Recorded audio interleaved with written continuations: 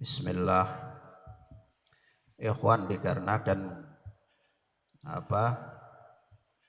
pelajaran Mausu'atul Adab Al-Islamiyah jilid pertama itu sudah kita tamatkan, makanya sebelum kita lanjut ke jilid yang kedua itu kita isi dengan menamatkan kitab Al-Qawaidul Arba dulu ya.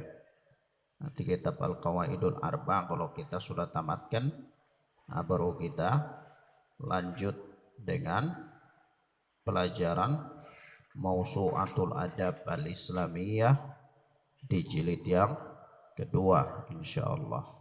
Baik. Maka kita masuk ke pelajaran berikutnya dari kitab Al-Qawaidul Arba'ah. Berkata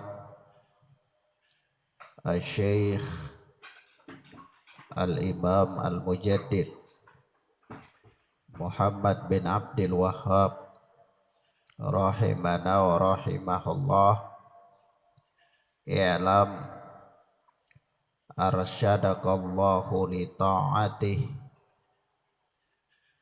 ketahuilah semoga Allah memberikan petunjuk kepadamu, yakni membimbing engkau li ta'atih, untuk taat kepadanya. Amin. Wal annal hanafiyata millata Ibrahimah, bahwa al-hanifiyah agama yang lurus, yang bersih dari syirik, khurafat, takhayul, adalah millata Ibrahim, adalah millahnya, agamanya Nabi ya Allah Ibrahim, yaitu an ta'budallaha wahdahu mukhlisan lahuddin, yaitu engkau beribadah kepada Allah saja dengan mengikhlaskan agama kepadanya, yakni kepada Allah subhanahu wa ta'ala. Kama qala Allah ta'ala, sebagaimana Allah yang maha tinggi berfirman, wa ma khalaqatul jinna wal insa illa liya'budun, tidaklah aku, kata Allah, menciptakan makhluk dari jin dan tidak pula menciptakan makhluk dari golongan manusia kecuali agar supaya mereka beribadah kepadaku, kata Allah. Surat Ad-Dariyat ayat 56. Ikhwan, ini ucapan daripada Syekh Muhammad bin Abdul Wahhab rahimana wa rahimahullah. Baik, kita jelaskan perkataan beliau ini. Syekh rahimahullah di dalam kalimat yang baru ini, setelah beliau menyebutkan mukaddimah dalam kitab ini, begitu mau masuk ke isi kitab itu beliau masih juga mengatakan kalimat i'lam rahimakallah, ketahuilah semoga Allah merahmatimu. I'lam arsyadakallah, ketahuilah semoga Allah membimbing engkau li ta'ati, untuk taat kepada Allah subhanahu wa ta'ala. Baik. Di sini Syekh memulai dengan kalimat i'lam, ketahuilah. Dan memang ini adalah uslub atau metodenya penulisan kitab-kitab akidah sejak dari zaman dulu. Sebagaimana kita sering menjumpai kalimat-kalimat seperti ini dalam kitab-kitab akidah. Kalau kita baca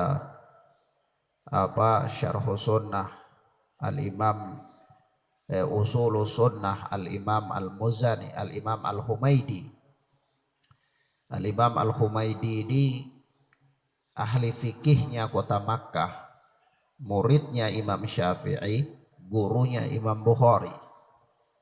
Itu Al-Imam Al-Humaidi, Abu Bakar Al-Humaidi. Beliau punya kitab akidah yang bernama Usul Sunnah. Insyaallah nanti kita bahas di sini insyaallah. Ini kalau dalam kita lihat kitab-kitab mereka itu selalu mereka menarik perhatian para pembaca dengan mengatakan i'lam, i'lam, i'lam. Ketahuilah, ketahuilah. Camkanlah olehmu. Nah, karena memang perkara-perkara akidah itu perkara-perkara yang sangat penting. Perkara-perkara yang sangat penting, membutuhkan perhatian serius dan pengetahuan untuk memahaminya. Begitu juga kalau kita lihat kitab Syarh Sunnah Al-Muzani, murid Imam Syafi'i rahimahullah, juga beliau punya kitab akidah namanya Syarh Sunnah. Juga di dalam tidak asing kita jumpai di alinea itu selalu i'lam, ketahuilah. Begitu juga kita lihat kalau kitab Al-Iqtisad fil I'tiqad, yakni kitabnya Al-Imam Al-Maqdisi. Al-Maqdisi atau Al-Maqdisi sama. Itu kitab Abdul Ghani Al-Maqdisi, penulis kitab Umdatul Ahkam. Itu beliau punya kitab akidah namanya Al-Iqtisad fil I'tiqad. Ini kitab bagus juga dalam bidang akidah. Yang menulis kitab akidah ini ulama ahli hadis yang menulis kitab akidah.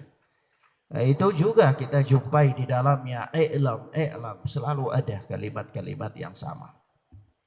Nah, begitu pula kalau kita ke bawah dari itu sedikit, kita lihat muridnya Imam Ahmad menulis kitab Syarh Sunnah, ya, murid dari murid Imam Ahmad, ya, ini bernama Al-Imam Al-Barbahari rahimahullah.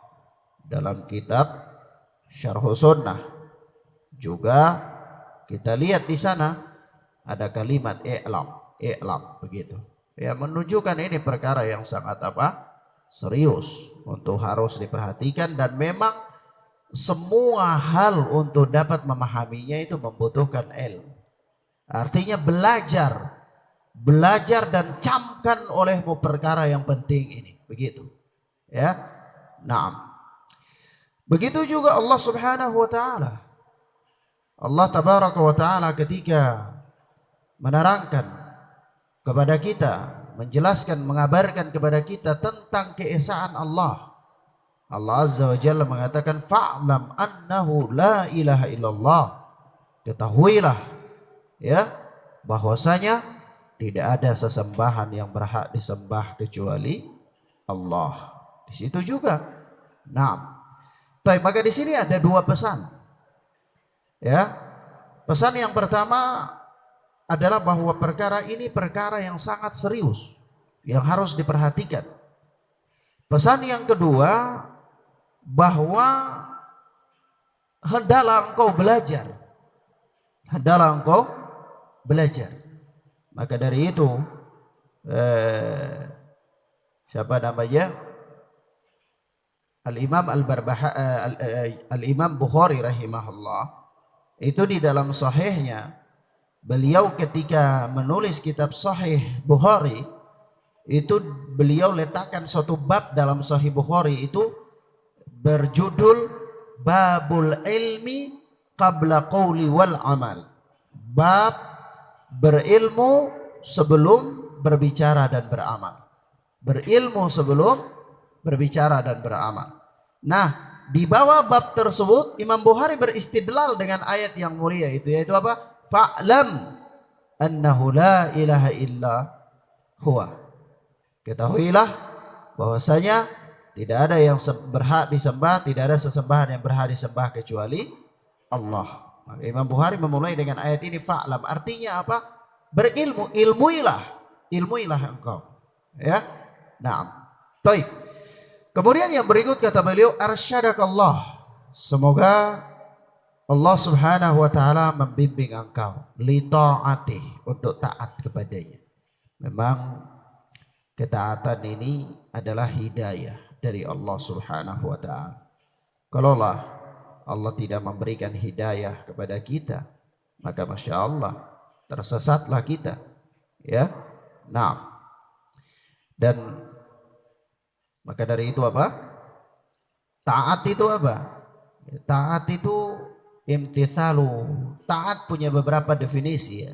Tetapi di antara definisi ketaatan itu yang paling sederhana dan paling mencakup adalah imtithalu awamirih wajtinabu nawahih. Yaitu melaksanakan perintah-perintah Allah dan menjauhi larangan-larangan Allah Subhanahu wa taala. Itu definisi takwa. Nah, dan doa daripada syekh ini menunjukkan tentang keikhlasan syekh dan perhatian syekh kepada kaum muslimin, khususnya orang-orang yang mempelajari kitab beliau dan mengajarkan kitab beliau. Artinya, dan kita dapati kitab-kitab para ulama itu rata-rata selalu mengatakan rahimakallah, rahimakallah, arsyadakallahu li ta'ati, dan seterusnya dari kalimat-kalimat yang semisal doa kepada kaum muslimin dan kepada orang-orang yang mempelajari dan mengajarkan kitab-kitab mereka. Kenapa? Ini menunjukkan bahwa memang para ulama itu orang-orang yang paling perhatian terhadap kaum muslimin. Ya, mereka sangat perhatian terhadap kaum muslimin, sangat memperhatikan kemaslahatan kaum muslimin, keselamatan kaum muslimin, sangat memperingatkan kaum muslimin dari bahaya. Itu para ulama. Para ulama siapapun. Kadang-kadang nanti kita kalau lihat orang teriak-teriak menggunakan slogan-slogan bahwa dia paling perhatian terhadap umat, dia paling perhatikan terhadap kaum muslimin, dia paling membela kaum muslimin, tapi sesungguhnya teriakan-teriakan mereka itu adalah slogan saja, ya, tidak nyata. Tetapi para ulama itu nyata dalam kehidupan mereka. Sampai dalam tulisan-tulisan mereka, karangan-karangan mereka, siang dan malam mereka menulis dan mengajar. Untuk apa? Kalau bukan untuk keselamatan umat. Kalau bukan untuk keselamatan umat.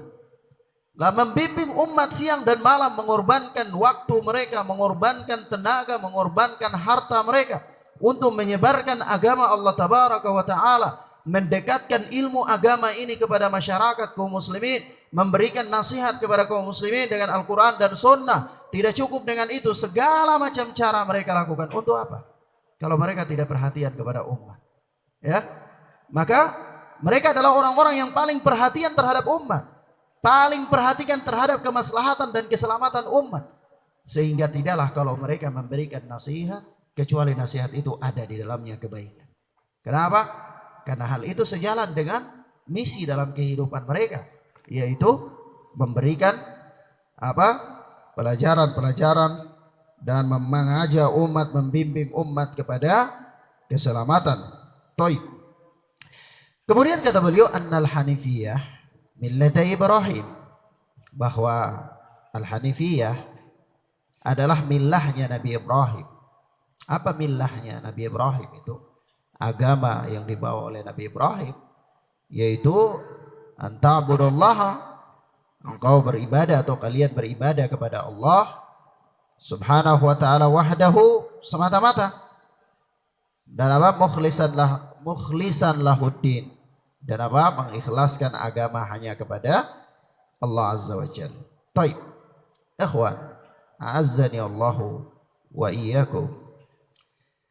Di dalam hal ini bahwa syariat ini dan pesan yang disampaikan oleh Syekh yang mulia ini kepada kita tidak lain kecuali pesan untuk meneladani Nabi Allah Ibrahim, pesan untuk menjadikan Nabi Allah Ibrahim sebagai apa? Teladan. Dan memang kenapa Nabi Allah Ibrahim dijadikan teladan di sini? Karena memang Nabi Ibrahim alaihi salatu wassalam dengan dakwah tauhidnya itu dijadikan oleh Allah Subhanahu wa taala sebagai teladan. Sikap-sikap Nabi Ibrahim dalam mendakwakan tauhid, ya, kemudian loyalitas dan antipati yang dilakukan oleh Nabi Allah Ibrahim memang dijadikan oleh Allah Subhanahu wa taala sebagai teladan.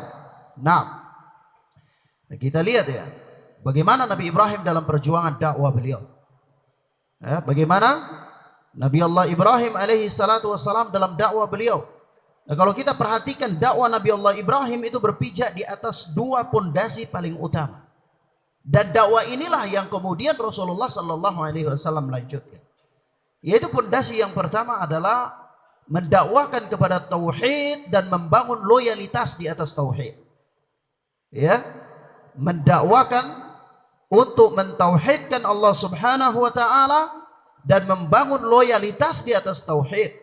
Dan konsep ini juga didakwakan oleh Nabi Muhammad sallallahu alaihi wasallam, yaitu mengajak umat untuk mengenal siapa Rabb mereka, mentauhidkan Allah Subhanahu wa taala dalam beribadah kepada Allah dan menjadikan kaum muslimin itu bersaudara, tolong menolong di atas persaudaraan Islam, tolong menolong di atas persaudaraan iman. Maka inilah loyalitas di atas apa? Tauhid. Loyalitas di atas tauhid. Yang kedua, pondasi yang kedua adalah berlepas diri dari atau antipati dari menjauhi kesyirikan dan antipati dari kesyirikan dan pelaku-pelaku syirik. Ya, kita kenal di dalam istilah agama namanya al-bara', berlepas diri.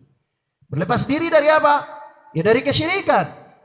Dan apa? Dan pelaku-pelaku kesyirikan. Bukan hanya berlepas diri dari kesyirikan saja, tetapi berlepas diri dari kesyirikan dan pelaku-pelaku kesyirikan. Ini ada dalam konsep dakwanya Nabi Allah Ibrahim alaihi salatu wassalam. Perhatikan surat Maryam ayat 41 sampai 43. Perhatikan. Allah Subhanahu wa taala berfirman, "Wadhkur fil kitabi Ibrahim innahu kana siddiqan nabiyya idh qala li abihi ya abati lima ta'budu ma la yasma'u wa la yubsir wa la yughni anka syai'a ya abati inni qad ja'ani minal ilmi ma lam ya'tika fattabi'ni ahdika siratan sawiyya." Wadhkur fil kitabi Ibrahim, kata Allah, dan ceritakanlah wahai Muhammad sallallahu alaihi wasallam kisahnya Nabi Allah Ibrahim di dalam kitab, yaitu dalam Al-Quran. Yaitu apa? Apa kisah Nabi Ibrahim itu?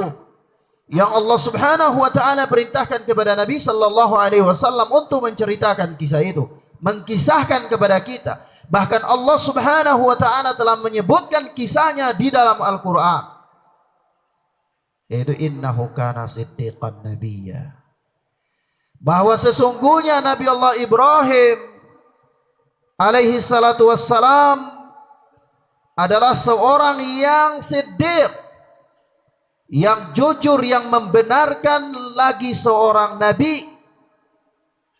Dan apa?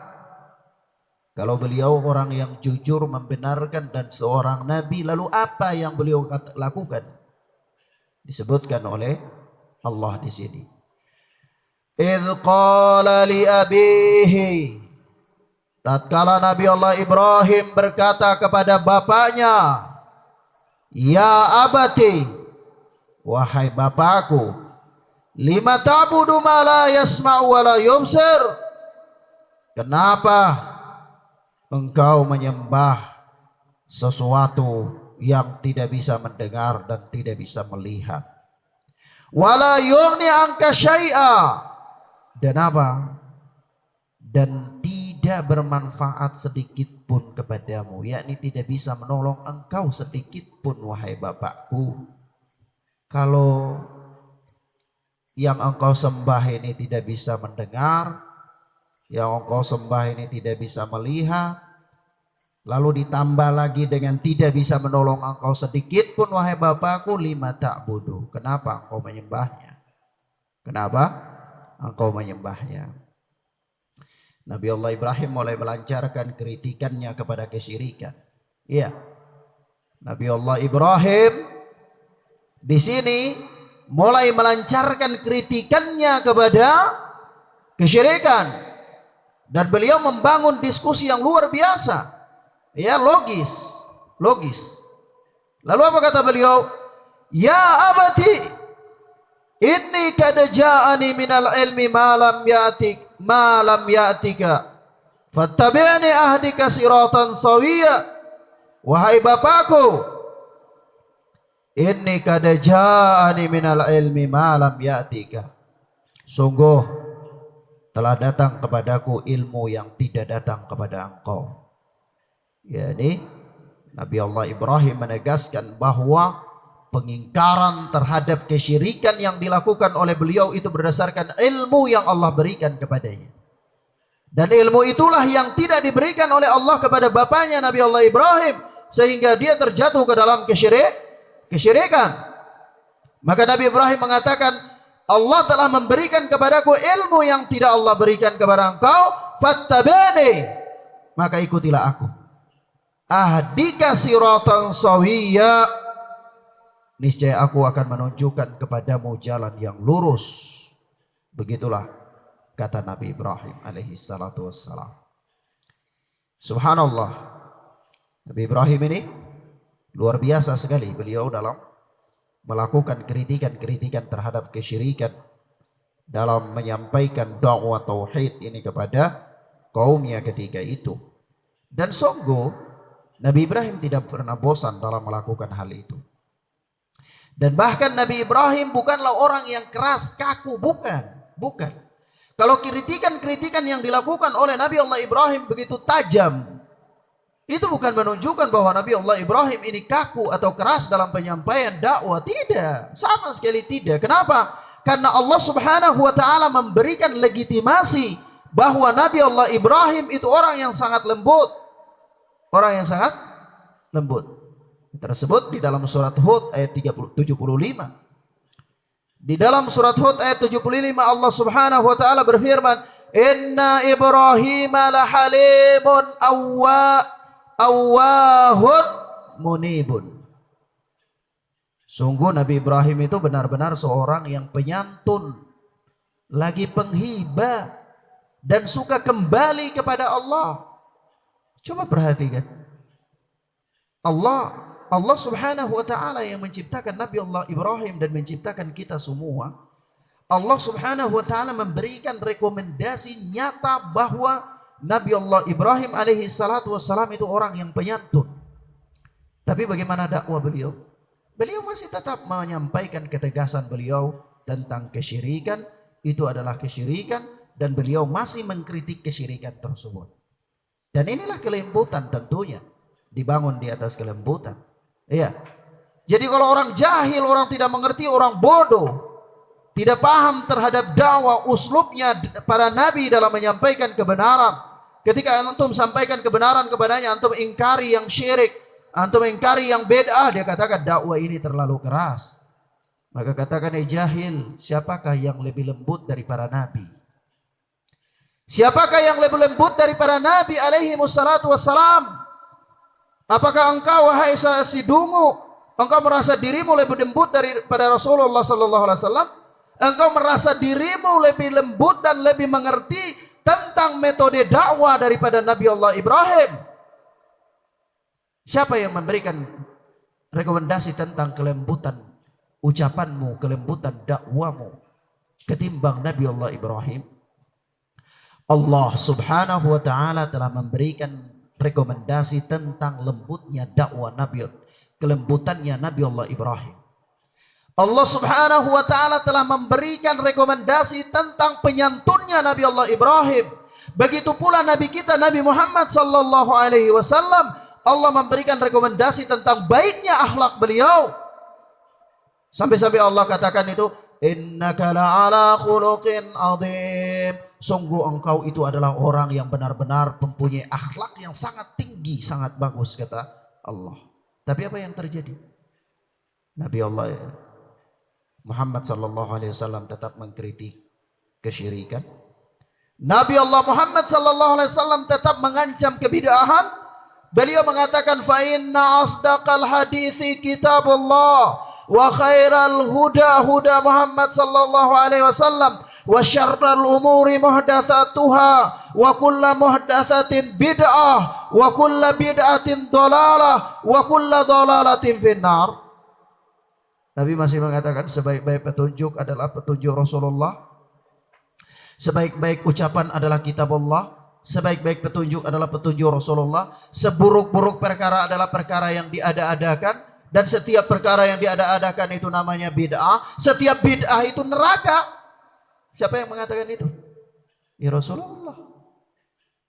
Apakah Rasulullah kurang lembut? Allah Subhanahu wa taala mengatakan, innaka la'ala khuluqin adzim.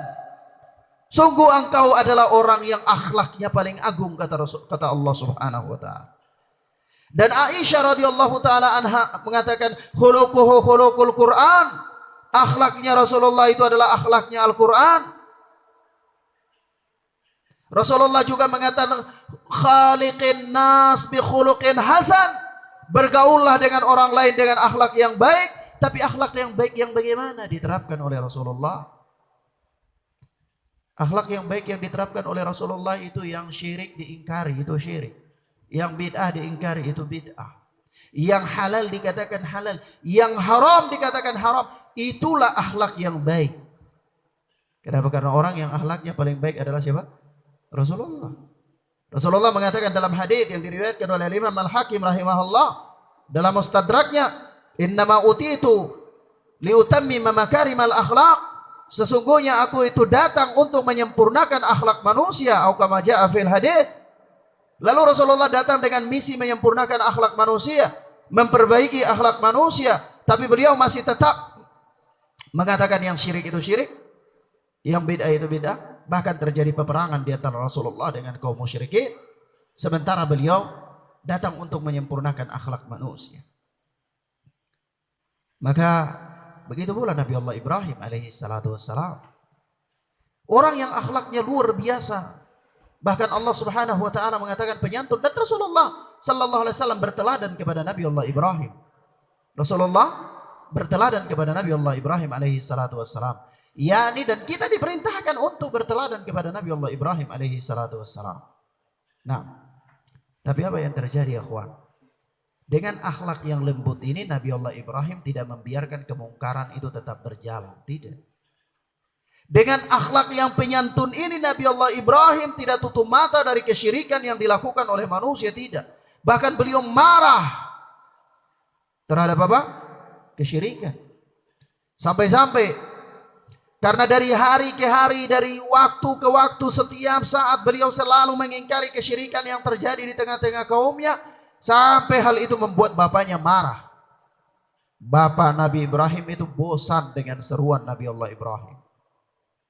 Ternyata seruan Nabi Allah Ibrahim itu tidak bisa membawa bapaknya untuk mendapatkan hidayah. Tetapi justru bapaknya bosan. Lalu apa yang terjadi? Disebutkan dalam surat Maryam ayat 46. Dalam surat Maryam ayat 46 Allah Subhanahu wa taala berfirman, qala aragibun anta an alihati ya Ibrahim la illam tantahi la arjumannaka wahjur minni maliya. Bapaknya sudah bosan dengan dakwah yang disuruhkan oleh Nabi Allah Ibrahim setiap hari.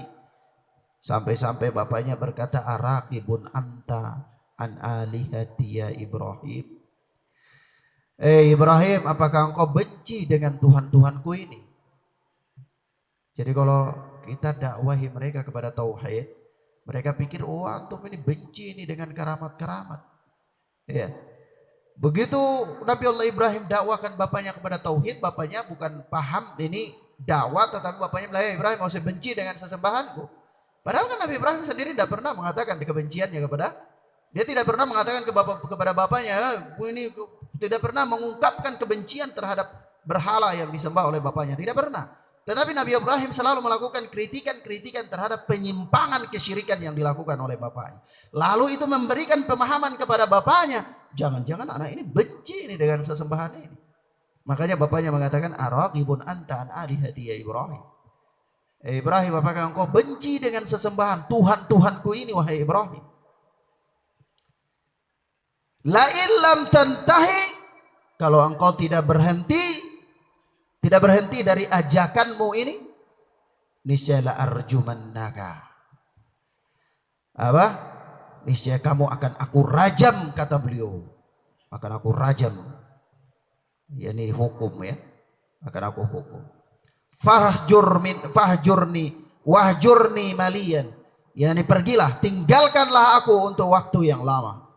Jadi sampai-sampai Nabi Allah Ibrahim itu diusir dari kampungnya. Diusir dari kampungnya sama bapaknya. Sama apa? Bapaknya. Subhanallah. Demikian. Kalau yang seperti ini berarti kita lihat di sini Nabi Allah Ibrahim benar-benar mengaplikasikan sikap antipati, berlepas diri dari kesyirikan dan pelaku kesyirikan. Ya.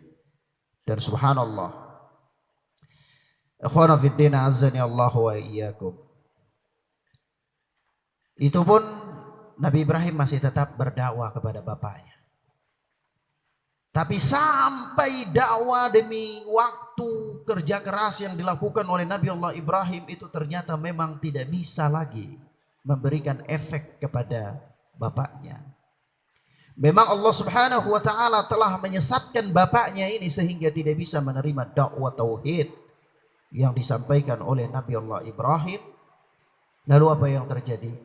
Sikap Nabi Ibrahim masih tersebut di dalam firman Allah surat Az-Zukhruf ayat 26 dan 27, yaitu apa kata Nabi Ibrahim di sini? Wa idh qala Ibrahimu li abihi wa qaumihi innani bara'um mimma ta'budun illa alladhi fatarani fa innahu sayahdin. Nabi Ibrahim pun akhirnya dengan tegas menyebutkan sikap beliau, yaitu apa? Yang Allah suruh perintahkan kita untuk mengingatnya. Wa idh qala, dan ingatlah ketika Nabi Allah Ibrahim, wa idh qala Ibrahimu, ketika Nabi Allah Ibrahim berkata li abihi wa qaumihi, kepada bapaknya dan kaumnya. Apa ucapan Nabi Allah Ibrahim kepada mereka? Innani bara'um mimma ta'budun, sesungguhnya aku berlepas diri dari semua yang kalian sembah. Aku berlepas diri dari semua yang kalian sembah. Illalladzi fatarani fa innahu yahdin, kecuali zat yang telah menciptakan aku, maka sesungguhnya dialah yang akan memberikan kepadaku hidayah. Insyaallah ya. Maka ikhwan, dari sikap-sikap dan metode dakwah Nabi Allah Ibrahim alaihi salatu wassalam ini terdapat pelajaran bahwa hendaklah kita dalam menyampaikan dakwah kepada seseorang atau sekelompok manusia itu kita menyampaikannya dengan tekun, serius dan sungguh-sungguh sebagaimana para nabi. Jangan bersikap acuh tak acuh, jangan bersikap malas atau dakwah ini sekedarnya saja, jangan. Tetapi dakwah ini dijadikan seserius mungkin, sungguh-sungguh ya, dengan kerja keras sebagaimana yang dilakukan oleh Nabi Allah Ibrahim alaihi salatu wassalam. Terus menerus. Terus menerus. Dan semua orang punya hak untuk itu. Siapa saja. Dia punya hak untuk mendapatkan dakwah kebenaran ini. Apakah kaum muslimin? Apakah orang yang sesat? Atau sampai-sampai orang kafir sekalipun, dia punya hak untuk mendengarkan tentang dakwah kepada kebenaran. Dan jangan pernah bosan. Dan jangan pernah berhenti. Terus menerus. Sampai jelas-jelas kalau memang orang itu tidak lagi bisa menerima kebenaran, atau memang dia memang musuh kebenaran, baru boleh berlepas diri dari. Sebagaimana Nabi Allah Ibrahim alaihi salatu wassalam. Beliau tidak pernah bosan dalam menyampaikan dakwah. Terus, serius. Tapi sampai jelas sekali bahwa memang sudah tidak bisa lagi, baru beliau menyampaikan sikap beliau. Ya, karena memang dekat dengan orang itu tidak ada faedah, mendakwahi dia juga tidak ada faedah, lalu untuk apa bergaul dengannya? Maka Nabi Allah Ibrahim pun menyebutkan ketegasan beliau, yaitu apa? Innani bara'um mimma ta'budun. Aku berlepas diri dari semua yang kalian sembah. Sudah, cukup sampai di situ. Ya. Nah, dan Masya Allah ya. Begitu pula kalau kita, sikap Nabi Ibrahim ini kita jadikan contoh dalam menyampaikan dakwah kepada siapa saja, hatta kepada orang-orang yang menyimpang dari kebenaran. Jangan pernah bosan untuk menyampaikan kepada mereka kebenaran. Jangan pernah bosan untuk berbicara kepada mereka tentang kebenaran, sampai memang benar-benar mereka itu orang-orang yang sama sekali tidak mau lagi mendengarkan hidayah, tidak mau lagi mendengarkan kebenaran, dan mereka dengan nyata mengaplikasikan penentangan mereka terhadap dakwah yang hak. Baru ketika itu kita tinggalkan mereka, karena itulah konsep al-bara. Itulah konsep apa? Al-bara, yaitu bersikap antipati, yang sebagaimana dilakukan oleh Nabi Allah Ibrahim alaihi salatu wassalam. Kemudian di sini Syekh menyetir ayat yang menjadi pijakan dakwah kepada tauhid, yaitu apa? Wa ma khalaqatul jinna wal insa illa liya'budun. Tidaklah aku menciptakan manusia, tidaklah aku menciptakan jin dan manusia kecuali agar mereka beribadah kepadaku. Nah, surat Adz-Dzariyat. Nah, di sini Allah Subhanahu wa taala mengatakan illa liya'budun, kecuali agar supaya mereka beribadah kepadaku. Lalu apa makna ibadah? Ibadah itu apa? Para ulama mempunyai definisi tentang ibadah. Maka definisi tentang ibadah yang paling baik, sederhana dan paling mencakup, yaitu definisi ibadah yang dikemukakan oleh Syekhul Islam Ibn Taimiyah di dalam kitab beliau Al-Ubudiyah, yaitu kata beliau ismun jami' likulli ma yuhibbuhu Allah wa yardah. Ibadah itu adalah semua perkara yang dicintai dan diridhai oleh Allah, adz-dzahira wal batinah, baik secara zahir maupun batin.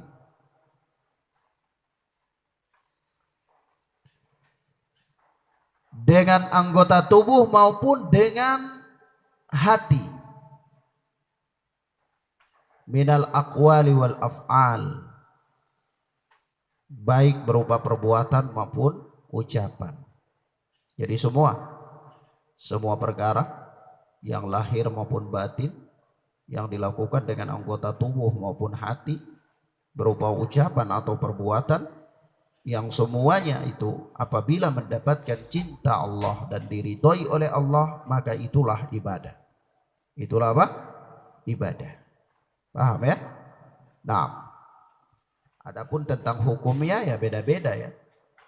Tentang hukumnya beda-beda, ada yang wajib, ada yang sunnah, ya.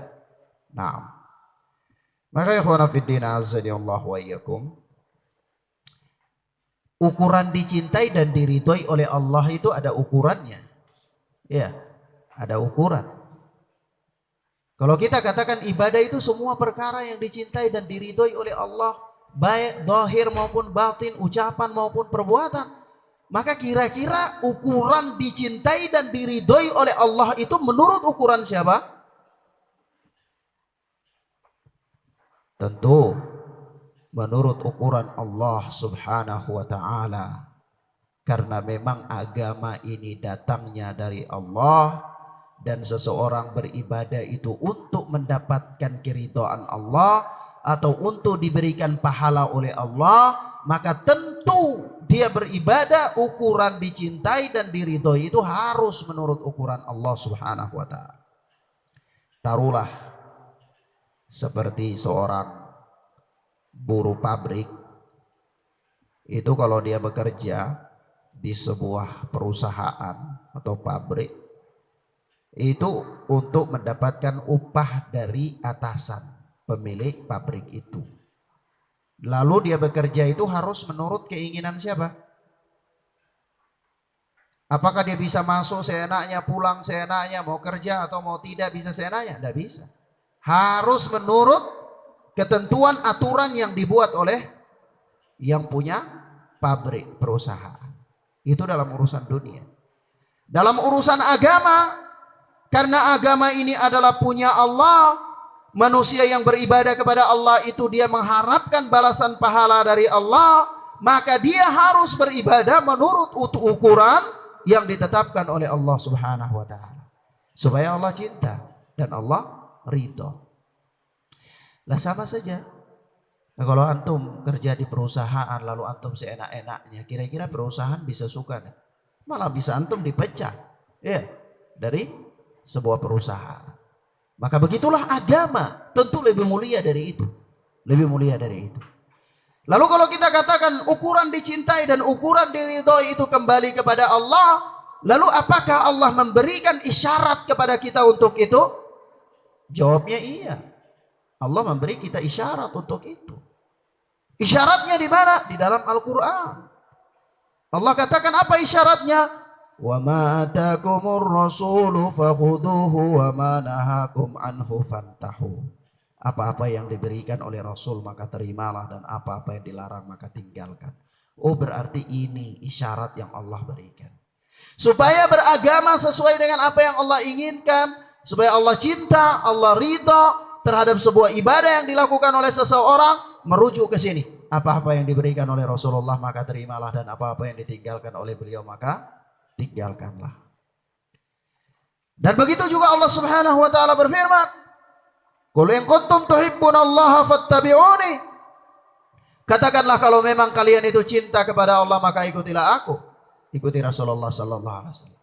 Oh, dari situ kita paham bahwa ternyata beribadah kepada Allah, supaya ibadah kita itu dicintai dan diridhai oleh Allah, harus menurut keinginannya Allah, dan keinginannya Allah itu telah terisyaratkan dalam petunjuk Rasulullah sallallahu alaihi wasallam.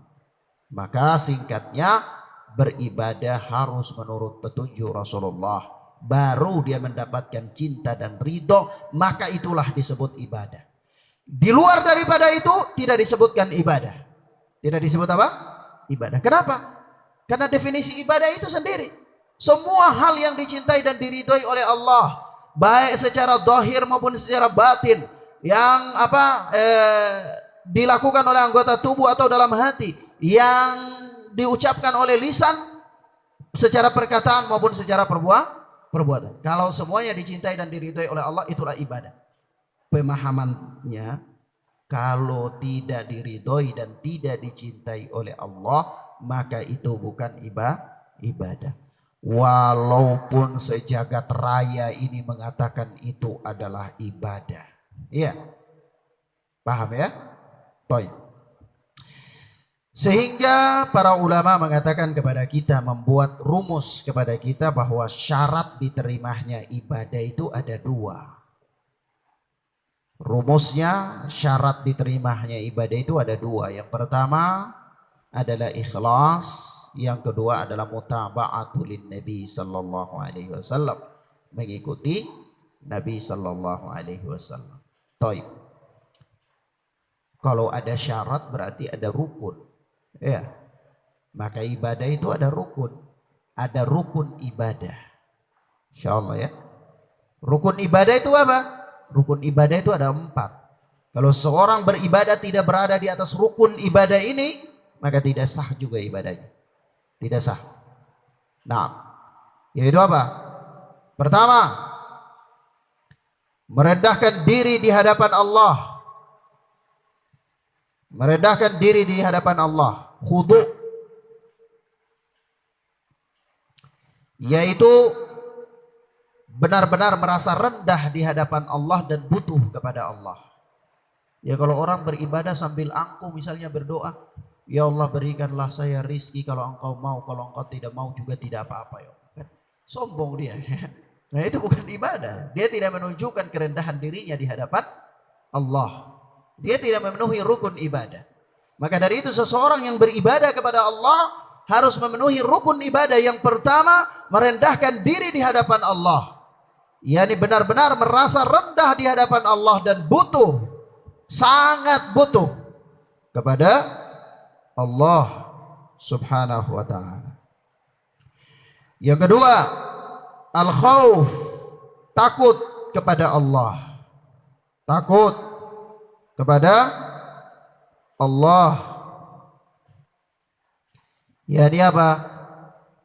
Seseorang beribadah kepada Allah itu disertai dengan rasa takut jikalau Allah apa? Tidak menerima ibadahnya. Dia rasa takut kalau Allah tidak menerima ibadahnya, dan dia rasa takut karena kemaksiatannya. Jangan sampai Allah mengadab dia karena kemaksiatannya. Jadi orang ibadah itu juga harus rasa takut. Takut akan kemaksiatannya. Kalau orang tidak pernah rasa takut akan kemaksiatannya, dia tidak pernah ibadah. Iya. Ya, dunia ini seana secara pribadi pernah hidup, pernah sampai di suatu wilayah daerah pedalaman sana. Itu subhanallah ya, di Jawa Tengah. Itu sampai-sampai anak pernah jumpai orang-orang di luar biasa pelosok paling jauh di pegunungan-pegunungan. Ya. Itu ada nenek-nenek, kakek-kakek yang mereka sendiri itu, anak sendiri tidak bisa memastikan ini mereka agama apa. Tapi karena barangkali mereka dalam keadaan tinggal di lingkungan muslim, sehingga ya mereka dihukum ya dohirnya muslim dan memang ngakunya begitu muslim. Tapi subhanallah, tidak pernah sholat. Kalau diajak bicara tentang sholat pun gak ngerti. Sampai-sampai suatu ketika anak duduk dengan mereka, ya, si mbah-mbah itu, nenek-nenek, itu anak biasanya ngasih mereka kalau ada rizki, anak ngasih uang, kemudian duduk ajak mereka cerita di ya, rumah-rumah yang gubuk-gubuk, kadang sambil tumbuk-tumbuk apa, singkong apa begitu. Anak ajak mereka cerita, ngomong tentang persoalan agama. Kadang-kadang apa ucapan mereka? Mereka memang nggak tahu bahasa Indonesia, jadi kadang ada teman yang ikut untuk menerjemahkan. Subhanallah, ada yang bilang ya sudah terserah Allah saja, terserah Tuhan saja. Ya kalau kita ini nanti mau jadi apa? Karena memang dia nggak paham, gitu, nggak paham. Jadi subhanallah. Nah ini anak katakan bahwa rukun ibadah salah satu tuh harus khauf. Harus orang itu takut. Beribadah itu dalam keadaan memang karena dia takut akan adab Allah. Harus terpenuhi rasa takut. Yang ketiga, roja. Roja, berharap. Jadi seseorang yang beribadah kepada Allah Subhanahu wa ta'ala harus disertai dengan rasa harap kepada Allah. Yani berharap kalau Allah menerima amalannya, berharap Allah memberikan dia pahala, berharap dia mendapatkan surga, ya, harap, berharap. Nah, jadi kalau orang beribadah itu juga tidak bisa asal nama ibadah saja, tidak bisa. Dia harus beribadah itu, dia memang ada mengharapkan balasan di sisi Allah. Nah, yang ketiga mahabbah, cinta. Mahabbah. yakni seseorang yang beribadah kepada Allah Itu dikarenakan kecintaannya kepada Allah dan kecintaannya kepada ibadah tersebut. Iya. Jadi ibadah itu harus dibangun atas rasa cinta. Nah, ikhwan, ini 4 rukun yang harus terdapat dalam sebuah ibadah. Seorang dia melakukan sebuah ibadah itu dengan merendahkan diri, rasa takut, rasa roja, dan dia cinta. Itu baru terpenuhi rukun ibadah. Dalam semua ibadah harus terpenuhi rukun ini. Nah, barulah dikatakan ibadahnya sempurna. Barang siapa yang hilang darinya salah satu dari 4 rukun ini, maka dia sesat. Dia sesat dalam beribadah. Contoh, ada orang-orang sufi yang mereka beribadah kepada Allah dengan rasa cinta saja. Rasa cinta saja. Jadi dia bangun ibadahnya itu dirasa cinta. Dia cinta kepada Allah, pokoknya dia lakukan apa saja, sampai kadang-kadang dia menari-nari, ya. Kadang-kadang dia lakukan apa saja yang dia lakukan. Itu karena semata-mata rasa cinta saja kepada Allah Subhanahu wa taala. Ada orang menyanyi karena rasa cinta kepada Allah. Ada orang beribadah dengan musik karena untuk membangkitkan rasa cinta dan seterusnya. Sesat. Akhirnya dia sesat. Yang kedua, ada orang yang beribadah kepada Allah itu dengan rasa takut saja. Sesat juga. Sebagaimana orang-orang Khawarij. Orang-orang Khawarij itu dia beribadah kepada Allah dengan rasa takut saja, sampai dia jadikan Allah itu seolah-olah seorang raja yang sangat kejam, tidak mempunyai belas kasihan. Dia takut, rasa takut yang luar biasa, ibadahnya tidak pernah berhenti. Ya. Ibadah setiap saat. Sampai dia putuskan dirinya dari hal-hal yang mubah hanya untuk beribadah kepada Allah. Dia takut, begitu takutnya sampai-sampai kalau orang terjatuh dalam sebuah dosa besar, langsung dia kafirkan. Kenapa? Karena takutnya dia kepada Allah Subhanahu wa taala. Sesat. Akhirnya dia sesat. Yang ketiga, kalau orang beribadah kepada Allah dengan rasa harap saja juga, akhirnya nanti dia jadi sufi besar. Sufi besar itu berharap, ya Allah itu kan maha baik. Allah itu maha pengampun. Allah mengabulkan doa. Allah memasukkan hamba ke surga. Allah tidak mungkin menganiaya manusia. Allah tidak mungkin mendolimi manusia. Jadi sudah ada apa-apa. Allah maha baik. Itu aja. Jadi tidak beribadah kepada Allah. Pokoknya yang penting Allah itu kan baik. Dia berharap saja. Berharap kepada Allah. Berharap kepada Allah sehingga tapi tidak mendorong dia untuk melakukan ibadah. Hanya berharap saja. Maka dia sesat. Maka dari itu kita katakan, barang siapa yang beribadah kepada Allah luput darinya 4 rukun ini, maka dia sesat. Maka dia sesat. Nah, baik. Demikian ikhwan fillah azani Allah wa iyyakum. Sebab itu para ulama mengatakan, barang siapa yang beribadah kepada Allah dibangun di atas rasa takut saja, dia jadi khawarij. Barang siapa yang beribadah kepada Allah dibangun di atas rasa cinta saja, maka dia jadi sufi. Dia jadi apa? Sufi. Yaitu apa? Ya, mereka beribadah dengan ayat, berargumen dengan ayat wa'budu rabbaka hatta ya'tiyakal yakin. Beribadahlah kepada Rabbmu sampai datang kepada engkau yakin. Jadi dia sudah yakin kecintaannya dengan Allah. Dia saking dekatnya dengan Allah sampai dia meyakini bahwa Allah menyatu dengan dia. Ini sufi. Pemahaman wihdatul wujud. Pemahaman apa? Wihdatul wujud. Ana al-haq. Yani saya adalah Tuhan. Karena Allah itu menetet, Allah itu masuk ke dalam dirinya. Allah menyatu dengan jiwanya. Subhanallah. Dan ini sufi. Sebab itu kalau kita lihat semua sufi, konsep tauhid bagi semua orang yang berpemahaman sufi atau berdiri di atas kerangka sufi, itu mereka biasanya mengatakan bahwa konsep penyucian diri mereka itu adalah mengeluarkan hal-hal yang buruk dari hati dan memasukkan hal-hal yang baik. Ya, itulah makna penyucian diri bagi mereka. Sehingga kalau mereka memasukkan hal-hal yang baik, apa yang mereka maksudkan? Sampai memasukkan hal-hal yang baik itu sampai Allah itu menyatu dengan mereka. Nah, ini musibah. Nah, baik. Demikian ikhwan fillah azani Allah wa iyyakum. Ini yang bisa kita sampaikan pada kesempatan yang mubarakah ini. Kita bisa jelaskan satu paragraf saja dari kalimat Syekh Muhammad bin Abdul Wahhab rahimana wa rahimahullah. Ya, hadanallahu wa iyyakum wa barakallahu fikum. Allahumma inna nas'aluka rizqan thayyiba wa ilman nafi'a wa amalan mutaqabbala. Allahumma inna nas'aluka al-huda wat tuqa wal afaf wal ghina. Allahumma ya muqallibal qulub tsabbit qalbi ala dinik, ya musarrifal qulub ya Allahumma ya muqallibal qulub tsabbit qulubana ala dinik, ya musarrifal qulub sarrif qulubana ala ta'atik. Allahumma arinal haqqa haqqan warzuqna ittiba'ah wa arinal batila batilan warzuqna ijtinabah. Allahumma yassir lana wa la tu'assir alaina. Allahumma yassir lana wa la tu'assir alaina. Allahumma barik lana fima a'tait. Allahumma barik lana fima a'tait. Subhanakallah bihamdika asyhadu an la ilaha illa anta astaghfiruka wa atubu ilaik.